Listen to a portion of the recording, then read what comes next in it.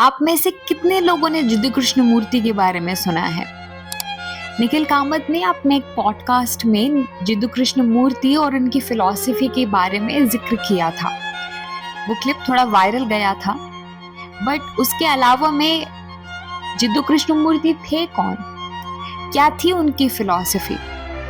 जिद्दू कृष्णमूर्ति ने कई सारी बातें तो की हैं, बट उनकी एक बहुत ही फेमस फिलॉसफी है which is freedom from the known. क्या है फ्रीडम फ्रॉम द नोन?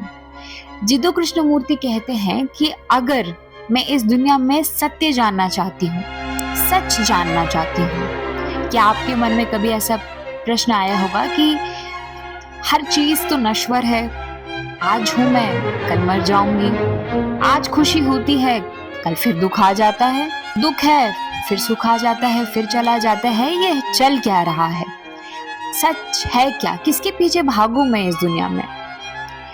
तो ये जो सच है वो कहते हैं, हम कई सारी किताबें पढ़ने की कोशिश करते हैं, कई सारे पॉडकास्ट सुनते हैं आजकल के ज़माने में, कई सारे लोगों को चेस करते हैं, हमारे पेरेंट्स की बात सुनते हैं, हमारे टीचर्स की बात सुनते हैं, कोई सक्सेसफुल हो गया है हमारा दोस्त, उसकी बात सुनते हैं, आप मेरी बात सुन रहे हैं इस वक्त। लेकिन मैं सच को जानूं तो जानूं कैसे?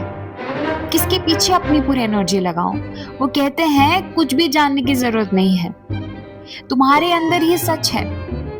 तुम किसी पाथ या किसी डायरेक्शन को फॉलो करोगे, उसके डायरेक्शन में चले जाओगे, उसके कॉन्सेप्ट ऑफ सच में चले जाओगे।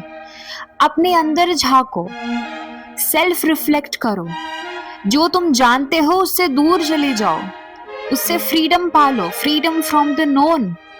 तभी जाकर के तुम्हें असली सच पता चलेगा। हमारे पेरेंट्स में बोलते हैं ये बन जाओ, वो बन जाओ, उसके जैसा बन जाओ, उसके जैसा बन जाओ।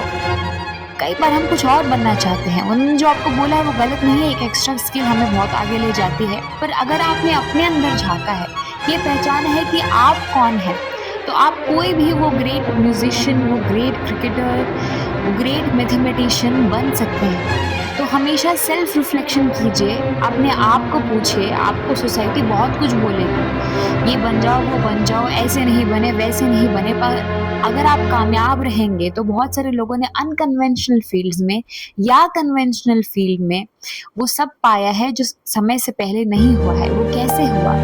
सिर्फ और सिर्फ अपने आप को जान करके। So please self reflect and denounce what you know. Thank you for listening to me.